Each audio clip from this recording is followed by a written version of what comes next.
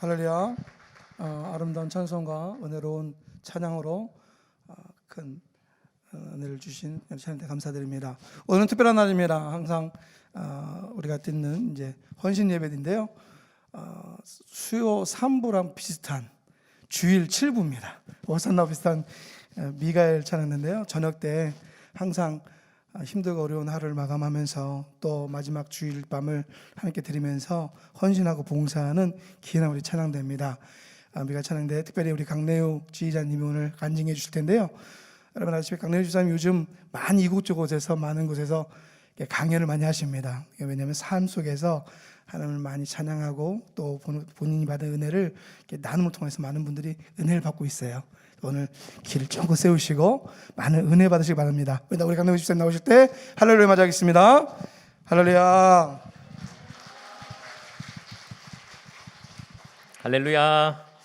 반갑습니다. 마스크 벗어도 되나요? 네.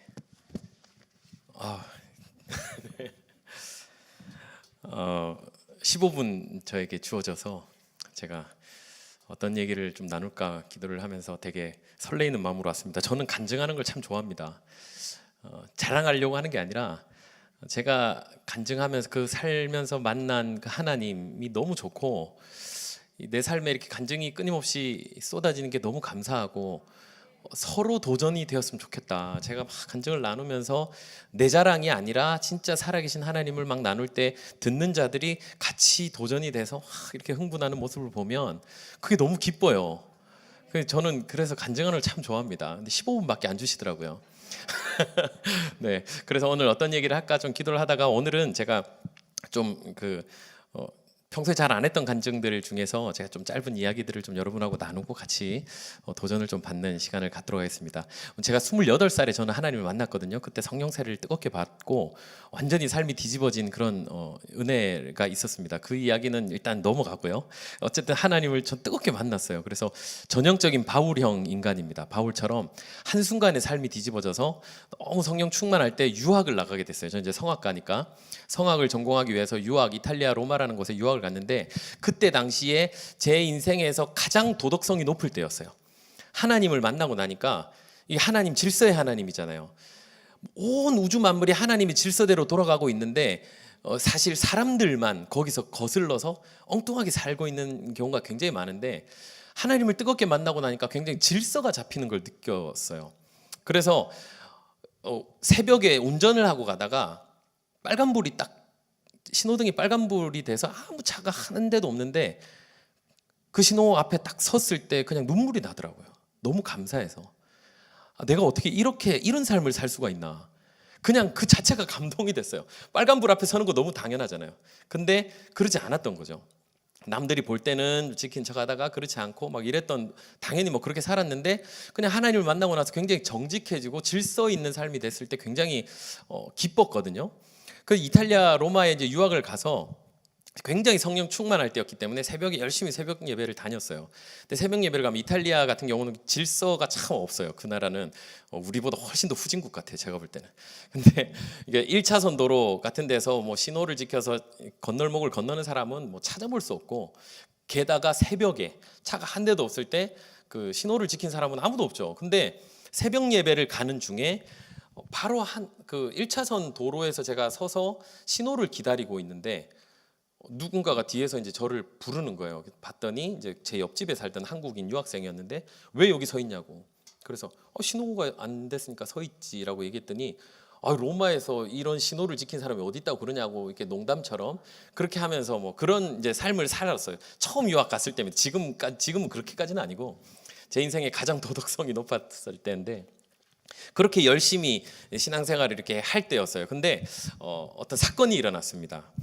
제가 아는 후배 집에 도둑을 맞게 된 거예요. 그 이탈리아는 좀 도둑이 많거든요. 특히 여름에 바캉스 시즌에 그 집시들이 이렇게 한국 사람들 집을 좀 탁 노리고 있다가 그 한꺼번에 막 털어가고 뭐 이런 일이 굉장히 많아요. 근데 제 아는 동생이 자기 집을 이제 도둑을 맞은 거예요. 너무 무섭다고 이제 도둑을 맞으니까 무섭죠. 여자 이제 후배였는데 저한테 이제 연락이 와서 제가 한번 가봤더니 완전히 쑥대밭이 돼 있고 집이 다 엉망이 돼 있어요. 그래서 이 집에서 더 이상 못 살겠다. 자기가 빨리 집을 나가려고 그런다는 거예요. 근데 제가 그때 마침 이사할 집을 찾고 있었거든요. 그래서 그럼 내가 여기를 들어오겠다. 그랬더니 너무 좋다고. 왜냐면 집이 나가야지 빨리 나갈 수 있으니까. 그래서 제가 그 집으로 한 일주일 이후에 제가 그 집을 들어가게 됐는데 그 집에 들어갈 때 이제 저는 어디 살고 있었냐면 저는 다른 한국인 유학생하고 같이 집을 살고 있고 제 옆집도 한국인 유학생이었어요. 다 그러니까 한국인들이 같이 이렇게 몰려 살았었는데 거기서 제가 혼자서 이제 이쪽 집으로 이사를 하던 날 아침이었어요. 아침에 저는 이쪽으로 이사를 오면서 제 옆집에 있는 분들은 그날 선교를 하려고 찬양 선교를 하려고 미국에 선교 여행을 가는 날이었어요. 아침에 이분들이 아침에 선교 여행을 갈 때 제가 그분들을 공항에다가 픽업을 해드리고 그분들이 저한테 자기 차를 좀 맡겼어요. 한 달 동안 자기가 타고 있던 차를 좀 관리를 좀 해주고 뭐 필요하면 타라. 그래서 제가 그 차를 받아서 이분들 아침에 픽업을 해드리고 그리고 이 차를 가지고 제 짐을 싸서 이사를 했던 거죠. 그래서 그날을 이제 디데이로 잡아서 이사를 했는데 그러고 나서 오후에 저하고 같이 살던 사람한테 전화가 온 거예요. 자기 집이 다 털렸다는 거예요. 제가 아침에 오전에 이사를 하고 나서 오후에 이 집이 털렸는데 그 옆집 차 주인이었던 그 집까지 다 털렸어요. 그 층이. 근데 완전 대문을 부수고 들어가서 싹 다 털어갔었던 거예요. 저 혼자 이제 이 세 집이 털리는데 저 혼자 도둑을 안 맞았잖아요. 그냥 저는 와 할렐루야. 와 할렐루야 이러고 있었는데 사실 이게 여기서 간증이 끝나면 사람들이 하나님 나를 너무 사랑하셔서 저를 지켰습니다 이렇게 얘기하면 굉장히 위화감이 들잖아요. 왜 너만 하나님 사랑하냐. 근데 이런 간증이 늘 의문이었어요. 저는 누군가가 병에서 낫고 막 간절히 기도했더니 나를 낫게 해주셨다. 간절히 기도했더니 좋은 대학 들어가게 해주시고 좋은 뭐 집을 주시고 좋은 차를 주시고 뭐 이렇게 했는데 왜 그 사람만 하나님이 그렇게 하셨나? 그럼 나는 왜 안 해주시나? 이런 의문들이 생기잖아요. 근데 저도 좀 의아했어요. 하나님 나를 사랑하시는 건 너무 좋은데 왜 이분들도 다들 열심히 그 옆집은 또 선교까지 가시던 그런 상황에서 왜 나를 하나님 지키셨을까? 근데요, 그 이유를 제가 이제 알게 된 거예요. 그 같이 살던 사람은 천주교인이었어요. 저하고 같이 살던 사람은. 근데 제가 이제 그날 오후에 도둑이 맞았다고 해서 다시 가봤더니 그분이 저한테 한 얘기가 뭐냐면 네우 씨는 늘 새벽기도 다니고 그러더니 그렇게 하나님 지켜주셨나 보다고. 신앙생활 열심히 하니까 하나님 지켜주셨나 보다. 자기도 앞으로 좀 열심히 신앙생활 해야 되겠다고 이런 고백을 하는 거예요. 그리고 제 옆집에 있던 미국으로 선교 가셨던 분이 이제 연락이 와서는 뭐라고 했냐면 이분이 아까 제가 신호등 앞에 서 있을 때 뒤에서 저보고 좀 이렇게 얘기하셨던 분이거든요. 야 신호 그렇게 잘 지키더니 새벽 기도 갈 때 그 새벽에도 그렇게 신호 잘 지키더니 역시 하나님이 신앙생활 잘하니까 지켜주셨나 보다고. 그리고 제가 이사 갔던 처음에 그 친구도 그 후배도 오빠는 정말 이렇게 열심히 새벽 기도하면서 이랬더니 하나님 지켜주셨나 보다. 이 고백을 하나님이 너무 좋아하시는 거예요. 제가 무슨 얘기를 드리고 싶냐면 하나님이 영광 받으실 만한 자리에 있으면 하나님 그 사람을 건지시는 줄 믿습니다. 제가 특별히 예뻐서가 아니고요. 제가 뭐 특별히 뭐 신앙생활을 더 유난히 잘하는 게 아니라 그 상황에서 하나님이 영광을 빼앗기지 않기 위해서 저를 높여주신 거예요. 저는 그렇게 믿어요. 또 하나의 에피소드를 좀 나누면 제가 저는 바리톤이었거든요. 테너, 바리톤, 베이스 뭔지 아세요? 고음을 내는 오페라 가수는 테너고 중간음을 내는 사람은 바리톤이고 저음을 내는 사람은 이제 베이스라고 그러는데 저는 원래 바리톤으로 계속 활동을 했었어요. 이태리에서. 그러다가 이제 테너를 바꾸게 된 계기가 있어서 바꾸고 나서 처음으로 제가 국제 콩쿠르에 참여를 하게 됐었는데 그게 어떤 콩쿠르였냐면 이탈리아의 그 깐초네 나폴레타나라고 쉽게 얘기하면 나폴리 지방 민요 콩쿠르였어요. 우리가 잘 아는 오솔레미오나 푸니쿨라, 도라오라 소렌토로 산타루치아 이런 노래 아시죠? 그런 민요였어요. 그게 나폴리 지방의 사투리로 만들어진 민요인데 그 대회를 제가 경험 삼아 나가게 된 거예요. 처음이니까 테너로 바꿔서. 쉽게 얘기하면 이 제주도 민요 대회에 미국 사람이 참가한 거예요. 근데 제가 참가를 하고 나서 본선을 올라갔는데 19명이 본선에 올라갔는데 저만 외국인이고 18명이 나폴리 사람인 거예요. 그러니까 전혀 제가 사실 거기서 입상을 할 거라고는 생각을 못한 거죠. 그냥 경험 삼아. 특히 또 나폴리 민요는 테너들을 위한 곡이라고 할 만큼 굉장히 열정적이고 막 사랑 노래들이 많고 이래서 테너에게 굉장히 유리한데 제가 그때 갔을 때 저도 물론 테너였지만 10명의 이탈리아 테너가 있었고 나폴리 테너가 있었고 저하고 앞에서 테너가 11명이고 그리고 18명이 전부 다 나폴리 사람이었고 뭐 그런 상황이었습니다. 뭐 전혀 저는 이제 경험 삼아 나왔다라고 생각하고 마음을 굉장히 편하게 갖고 있었어요. 근데 본선에 이제 올라가서 대기실에서 다들 이렇게 대기를 하고 있을 때 우리가 본선을 가면 이제 예쁜 연미복 같은 걸 입잖아요. 우리 그 멋있는 옷을 입는데 제 연미복에 늘 이렇게 여기 십자가 그 배지가 하나가 달려 있어요. 제가 이거를 달 때 어떤 마음이었냐면 혹시나 누군가가 이 십자가 배지를 보고 하나님을 알았으면 좋겠다라는 아주 작은 소망을 가지고 그냥 늘 습관처럼 달고 있었던 거예요. 그냥 액세서리로. 근데 약간은 제가 어떤 그런 기대감을 가지고 다른 거죠. 제가 어딜 가서 노래하든지 뭐 찬양하든지 간에 저를 통해서 누군가 하나님을 알았으면 좋겠다 그런 기대를 가지고 했는데 그날 이제 대기실에서 대기를 하고 있는데 그 어떤 할머니 한 분이 그 대기실에 들어오셔서 우리 사람들을 막 격려를 하시는 거예요. 알고 봤더니 이분이 주최를 하신 그 주최자였어요. 그 콩쿠르 주최자. 이분이 막 보다가 저를 딱 보더니 옷 되게 예쁜데 너 이 배지 너무 예쁘다. 뭐 이러면서 제 배지에 관심을 갖더라고요.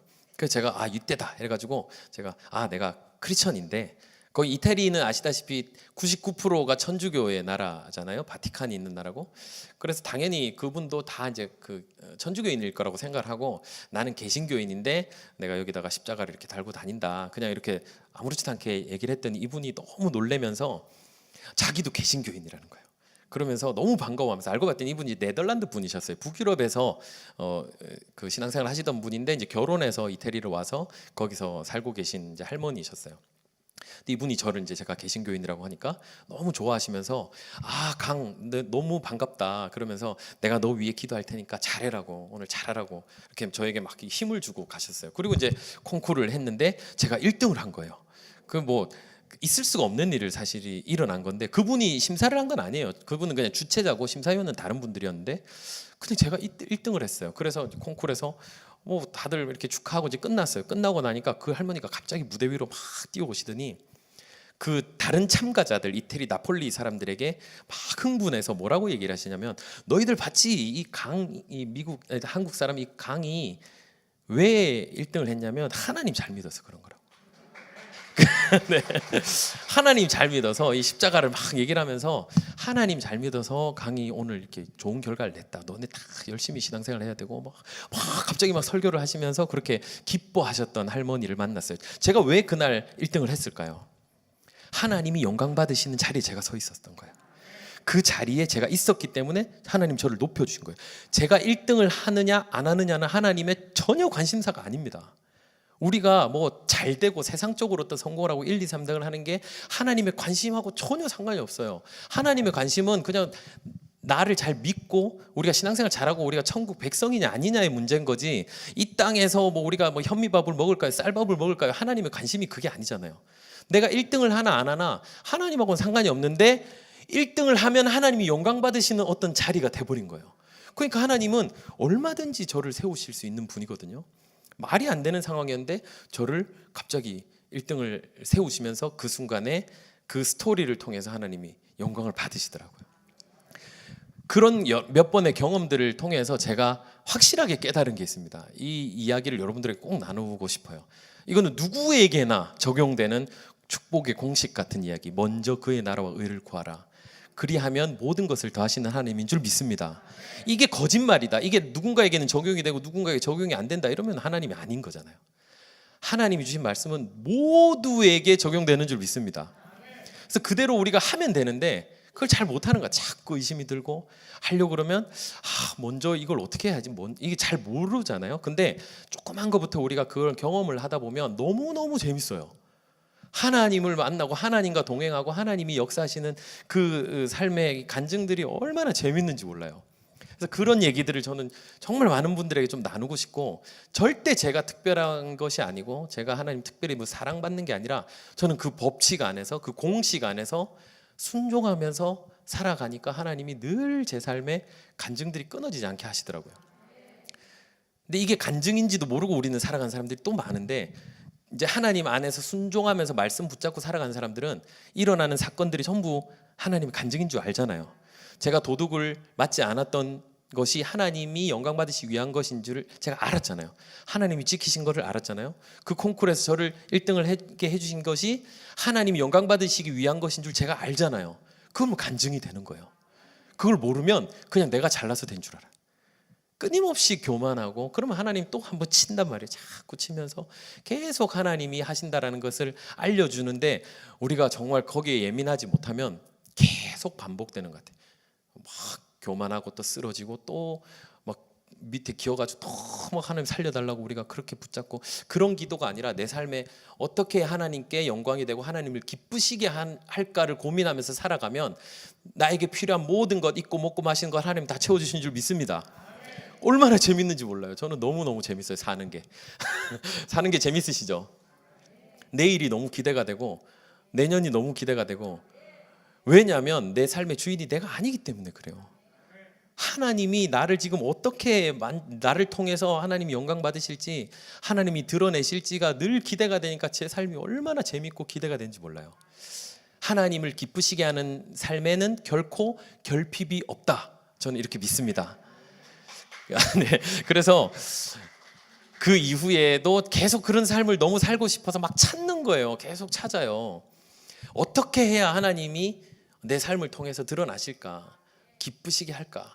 제가 뭐 혹시 아시는 분들 아시겠지만 저는 자녀가 넷입니다. 네 아이를 입양을 했어요. 하나님의 그 가장 큰 관심사는 생명이잖아요. 생명을 살리고 하나님께로 인도하는 그 일. 그게 너무 귀한 건 우리 누구나 다 알기 때문에 내가 그 일에 동참하면 내 삶에 결핍이 있을까요? 없을까요? 있을 수가 없어요. 절대. 그거를 알고 한다면. 저는 입양 선교사라는 마음으로 제가 하나님 그 선한 일에 내가 동참하겠습니다. 이거는 어떤 제가 착해서도 아니고요. 제가 뭐 사랑이 넘쳐서도 아니고요. 그냥 하나님을 기쁘시게 하면 내 삶에 훨씬 더 많은 하나님의 간증이 나타나는 걸 알기 때문에 철저하게 저는 하나님과 저와의 1대1 관계에서 제가 하는 거예요. 이걸 저는 나쁘다고 생각하지 않습니다. 이게 하나님 우리에게 주신 축복이라고 믿어요. 나도 좋고 남도 좋고 하나님께 영광이 되는 일. 그리고 너무 기쁘잖아요. 서로 같이 살 수 있는 일. 제가 아이들에게 뭐 헌신하는 게 아니라 그냥 이 아이들을 내가 부모가 없는 아이들에게 부모가 되어주는 일을 했을 때 하나님이 너무 기뻐하시고 그 아이에게도 너무 감사하게 되고 저도 너무 덩달아서 아이를 통해서 받는 그 기쁨이 얼마나 큰지 이거는 믿는 자라면 누구나 누릴 수 있는 저는 은혜라고 생각하는데 그걸 뭐 특별한 일, 특별한 사람이라고 자꾸 생각을 하시는 경향이 있어요. 그거 전혀 그렇지 않아요. 하나님의 하늘나라의 은혜의 법칙을 알면 누구든지 저는 할 수 있다고 믿습니다. 그래서 막 그렇게 아이들 품는 일을 하면서 또 최근에 어떤 일을 했냐면 저는 찬양을 하는 사람이니까 노래를 하는 사람이니까 하나님 찬양 받는 일을 너무 좋아하시잖아요. 우리를 만드신 이유가 찬양하라고 만드신 거잖아요. 찬송하게 하려 함이라 이렇게 얘기하셨잖아요. 우리를 지으신 이유가 우리의 근본적인 목적은 우리가 태어나서 이 땅을 살아가는 목적은 하나님께 찬송하기 위함인데 그 일을 하는 성악가의 삶을 하나님이 그냥 내버려 두시겠나? 그냥 습관적으로 찬양하는 게 아니고 교회에서 페이 받아서 찬양하는 게 아니라 내가 마음에서 우러나서 정말 어디 가든지 들을 자만 있으면 찬양하겠다고 하는 성악가를 하나님이 가만 내버려 두시겠나? 거기에 대한 저는 믿음이 확실히 있거든요. 그래서 그냥 세상에서 가장 찬양 많이 하는 사람이 되겠습니다. 결단하고 그 길을 걸어가고 그리고 저 같은 사람들 모여서 진짜 전공자들 막 은사를 받은 사람들이 같이 모여서 우리가 막 버스킹도 하고 같이 찬양하면 너무 좋겠다. 페이 받고 하는 거 말고 그냥 진짜 자발적으로 하는 찬양 있잖아요. 그런 사람들을 만나고 싶은데 참 찾기가 어려운 거예요. 같이 매주 뭔가를 한다는 게 쉽지가 않잖아요. 한 번은 할 수 있는데 꾸준하게 하는 것이 굉장히 어렵잖아요. 그거는 거짓으로 할 수 없거든요.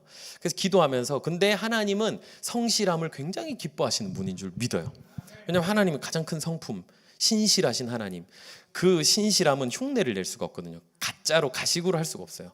그래서 그 성실함을 가지고 하나님 앞에 찬양해 보겠다 해서 제가 매주 목요일 날마다 우리 그 음악하는 그 전공자 성악가들과 같이 하나님 앞에 찬양 콘서트를 해보고 싶다라는 마음을 가지고 시작했던 그 목요일 콘서트가 내일이면 130회가 됩니다. 130주. 특히 코로나로 전혀 사실 교회들이 이제 찬양을 못하게 된 이 시점에 어떻게 보면 저는 확신 있는 게 매주 목요일마다 한 2시간씩 저희가 찬양하거든요. 연습까지 하면 4시간을 찬양하는 거예요.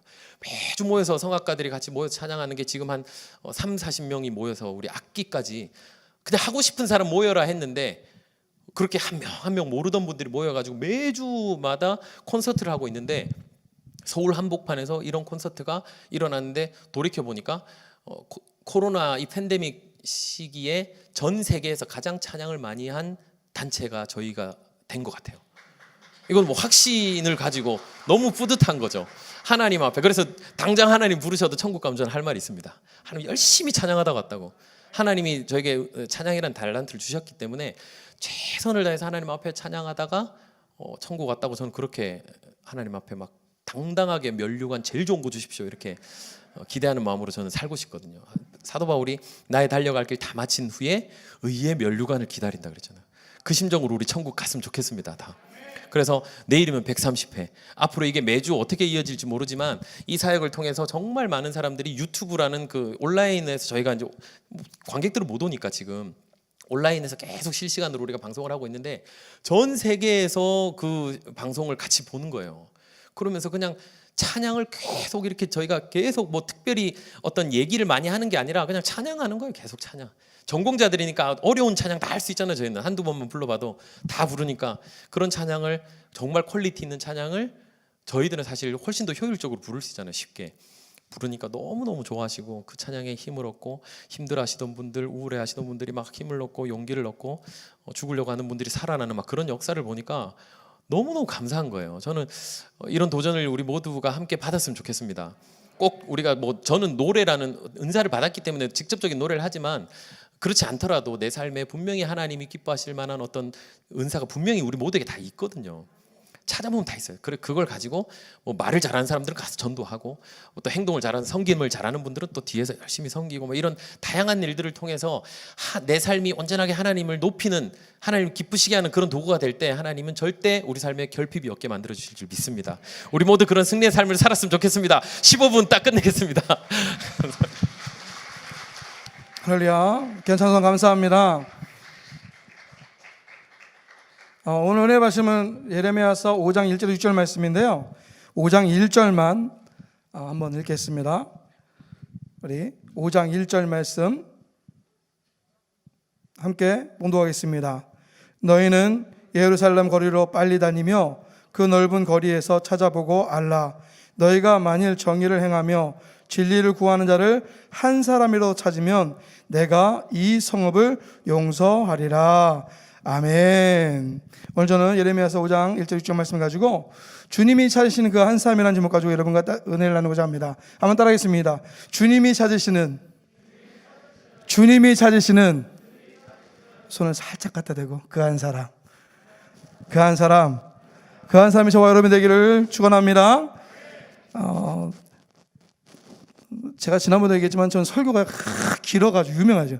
길어가지고 항상 막 시간을 넘겨가지고 있는데 오늘도 이제 이만큼을 준비했어요. 이만큼을 준비했는데 짧게 해주신다고 해서 할렐루야 했어요. 근데 짧게 해주셨어요. 그런데 저에게 주는 15분이 없어가지고 그래서 다다음 주에 제가 요거 또 할 거예요. 못 들은 척 하세요. 그때 뭐 제가 2, 3 뭐 붙일지도 모르는데 우리 한번 인사하겠습니다. 하나님 당신을 아주 맨날 가시죠? 하나님 당신을 정말로 하나님 당신을 정말로 사랑하시는데 정말로 할 때 정말로 그죠? 눈을 바짝바짝하면서 손을 축 뻗어가지고 축복하는 마음으로 자기가 아니고 옆에 사람 앞뒤 사람 자 축복하면서 시작. 하나님 당신을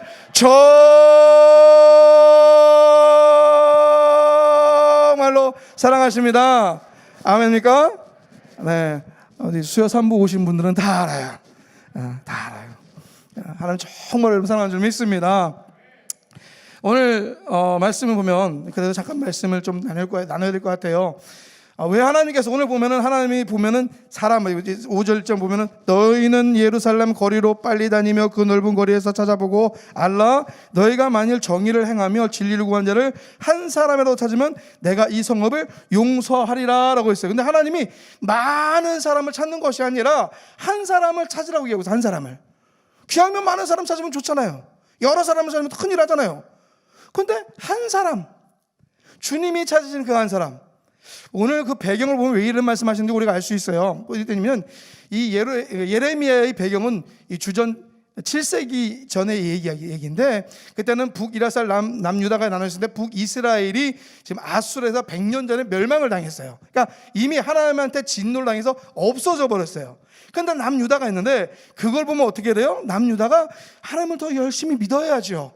공의와 정의를 찾아 나서야죠. 하나님의 일을 나타내야 되는데, 그런데 망했음에도 불구하고 남유다 역시 어떤 일을 벌이냐? 똑같이, 그러니까 지금 정치적으로 상당히 힘들어요. 바벨론, 애굽이라는 큰 강둑에 둘러싸여져 있어요. 그 나라가 언제 침노가 쳐들어올지 모르는 상황이에요. 그런데 제사장들은 하나님을 찾지 않냐고, 아니 하나님의 이름을 가지고는 바알의 이름으로 제사를 드려요. 뿐입니까? 갈레들은 탐욕에 빠져져 있어요. 백성들은 하나님을 찾는 것이 아니라 다른 신에게 분향을 합니다. 오늘 성경 말씀 보면 분향하고 자기 만든 것들, 자기 손의 것들, 자기 배에 채우는 것들을 그 우상 숭배를 합니다. 길거리에 있는 음란 여인들이 춤추고 다니고요, 그걸 보는 많은 사람들이 음란에 빠져져 있습니다. 즉 지도자부터 백성까지 모두가 지금 총체적으로 아주 부정적이고 부패하고 아주 불의에 빠져 있는 그런 시기였어요. 자, 이런 상황 가운데, 정말 안타까운 상황 가운데 하나님은 예레미야 선지자를 통해서 눈물로 호소하는 거예요. 지금 너가 지금 예루살렘, 딴 곳이 아니에요, 먼 곳이 아니에요, 예루살렘 성 안에서 공의를 행하고 진리를 구하는 한 사람을 찾으라. 그 다음이 중요해요. 진실하고 정직한 한 사람을 찾으면 예루살렘 성을 멸망시키지 아니하고 용서해 주겠다는 얘기예요. 자, 근데 지금 가만히 보면 지금의 시대가 어떠냐는 거예요. 똑같은 시대, 그죠? 지금 제사장들, 우리 믿는 사람들이라는 사람들이 예수 그리스도의 이름이 아니라, 하나님의 이름이 아니라 각자의 정치하는 사람, 백성을 위하는 것이, 하나님을 두려워하는 것이 아니라 자기의 탐욕에 빠져서 당리양약을 위해서 길거리에요. 많은 사람들이 옛날에 비행기 타고 쭉 오면 빨간 십자가 보고, 야, 하나님을 잘 믿는 나라다 해요. 근데 지금은요, 빨간 십자가 있는데 많아요. 더 많은 게 뭔지 아십니까? 유흥업소의 불빛이에요. 여관, 호텔, 무슨 방이 그렇게 많은지 별 희한한 방들도 많더라고요.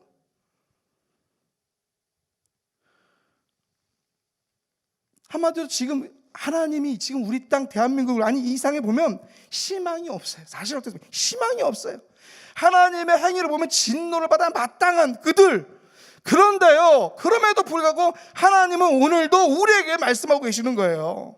너희는 공의를 행하며 진리를 구하는 자를 한 사람을 찾으라. 그리하면 이 성을 사하겠노라. 아멘입니까? 여기서 하나님의 속성을 우리가 알 수 있어요. 하나님의 속성은 무엇입니까? 우리는 때때로 용서하지 못하고 기다리지도 못하고 혈기를 부리고 자기 감정에 빠져서 행동할 때가 너무 많이 있는데, 그러나 긍휼이 풍성하신 하나님, 사랑과 자비가 풍성하신 하나님, 그 하나님은요, 우리가 비록 배신하고 있을지라도 우리에게 무엇을 주신다? 기회를 주신다라는 거예요. 회복시키기 원하시고 계신다라는 거예요.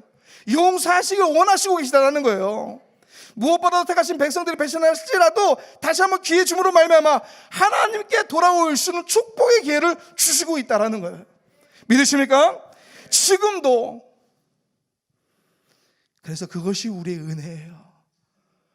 우리가 어떤 것을 해서가 아니라, 어떤 걸 이루어서가 아니라, 아까 지휘단이 말씀하신 것처럼 우리가 뭐 잘나서, 우리가 무엇을 드려서, 아니요, 그저 하나님의 은혜, 하나님의 긍휼하심, 그 사랑, 그 자비가 우리를 지금 이 자리에 있게 만든 거예요. 우리는 하나님의 은혜와 사랑을 받고 살지만 항상 병망덕해요. 그럼에도 불구하고 우리 주님은 용서하시고 다시 일으킬 세계를 주실 줄 믿습니다. 우리를 하나님의 자녀로 회복시켜 주시는 기회를 주시는 줄 믿으시기 바랍니다. 어느 제자가 예수님에게 물어봅니다. 몇 번을 용서해야 될까요? 한 3번, 7번 정도 되겠죠. 예수님 뭐라고 하십니까? 7번씩 70번이라도 용서해주라고 그랬죠. 74기 어쩌면 490번? 한 번 어떤 일을 할 때 490번 용서하는 거, 한 번 용서, 2번 용서할까요? 무슨 뜻입니까? 그냥 용서하라는 말씀이에요. 용서하라는 말씀이에요. 구약을 읽으면서 저는 가만히 생각해 봤어요. 우와, 내가 만약에 구약에 살았다면, 물론 이제 다시 살아난다는 전제에서, 조종인의 돌무덤이 엄청 많을 것 같아. 이해가 되십니까? 가는데 못 걷어가면 돌로 쳐 죽이래. 나쁜 맘 먹어도 돌로 쳐 죽이고, 나쁜 것을 봐도 돌로 쳐 죽이고, 부모에게도 돌로 쳐 죽이고, 자매가 옆에서 돌로 쳐 죽이고, 도둑질해도 심지어는 돌로 쳐 죽이고. 아마 조종인의 돌무덤이 수두룩하게 있을 것 같아요. 지금 얼마나 은혜인지, 얼마나 감사한지. 오늘은 하나님께서 찾으시는 한 사람에 대해서 얘기합니다. 다음에 또 얘기할게요. 그 사람이 여러분이 되시길 바랍니다. 우리 강대우 주기자님 은혜 많이 받았어요. 정말 저는 그 앞에 걸 더 듣고 싶었어요. 왜 변했는지. 어느 한순간에 하나님이 찾으신 그 한 사람이 된 거예요. 그러니까 어때요? 마음이 바뀌고 행동이 바뀌고 생각이 바뀌고, 그래서 그 사람 한 사람을 통하여 어떡합니까? 가정이 바뀌고, 학교가 바뀌고, 직장이 바뀌고, 교회가 바뀌고, 나라가 바뀌고, 민족이 바뀔 줄 믿습니다. 시간이 돼서 끝. 이제는 오늘 찬양하기 원하는데요, 주님이 찾으시는 그 한 사람, 우리 오늘 찬양 들으셨죠? 저는 어저께 우리 딸이 그 얘기하더라고요. 아빠, 난 이 찬양만 들으면 그냥 그 감격 감동이 확 밀려온대요. 그러니까 감격받을, 은혜 받을 자세가 딱 되어진대. 그래서 저도 그렇거든요. 우리 아버지 하나님의 마음을 생각하시면서, 또 여러분 다짐하시면서, 주님, 그렇습니다. 내가 그 사람 되길 원합니다. 부족해요. 추해요. 연약해요. 약해요. 그런데 주님이 그런 우리를 생명의 자리로 옮겨주셨고요, 축복의 자리로 옮겨주셨고요, 사랑의 자리로 옮겨주셨고요, 하나님의 그 은혜의 자리로 우리를 옮겨주셨어요. 받은 거 많죠? 그러면 여러분 외치시기 바랍니다. 주님, 그 사람 되기 원합니다. 하나님 찾는 그 사람 되기 원합니다. 그래서 내가 서 있는 그곳이 교회가 되고 하나님 나라가 되어지고, 내가 서 있는 곳이 천국이 되게 하여 주시옵소서. 이제 한번 여러분을 기도하겠습니다. 아픈 앞에서 손을 주시기 바랍니다. 무엇보다 하나님이 원하시는 그 한 사람 되기 원하시는 분들 가슴에 손을 주시기 바랍니다. 주님, 예수 그리스도의 피 묻은 손을 대신하여 얹었습니다. 주여 고쳐주시옵소서, 치료하여 주시옵소서. 아버지, 피투성인이 될지라도 주 앞에 설 때 하나님 그런 우리 모습을 통하여 기뻐하시는 하나님을 알기에, 비록 연하고 부족하고 약한 모습이지만 주 앞에 섭니다. 주의 보혈의 능력으로 치료하여 주시사 하나님 여기까지 강건함 얻게 도와주시옵시고, 특별히 하나님 귀한 백성이 되어 가는 곳곳마다 예수의 사랑과 은혜를 나누는 베푸는 귀한 자들 되게 도와주시옵소서. 하나님의 자녀 그 한 사람이 되어 하나님 이기게 되게 도와주시옵시고, 하나님께 크신 영광 그 은혜 드리는 귀한 한 사람 되어지게 도와주시옵소서.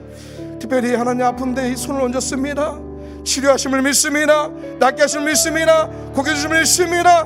모든 아버지여, 우리의 영육간이 강건케 되게 도와주시옵시고, 치료함마다 영광 돌려 주신 사명 잘 감당하기에 부족 없는 귀한 인생 되어지게 도와주시옵소서. 축복하신 믿으면서 마신 예수님의 이름으로 감사하며 기도했습니다. 아멘. 지금은 우리 주 예수 그리스도의 은혜와 아버지 하나님의 마음 끝까신 사랑과 보혜사 성령님의 내주내 제 감화 감동하심이, 주 예수 그리스도의 그 사랑, 그 은혜, 그 한량없는 축복으로 2021년도 잘 마무리하여서 2022년도 더 귀하게 쓰임받아 영광 돌릴 저들의 머리 위에, 가정 위에, 특별히 교회와 나라와 민족 위에 지금부터 영원토록 함께 하시기를 간절히 축원드리옵나이다. 아멘.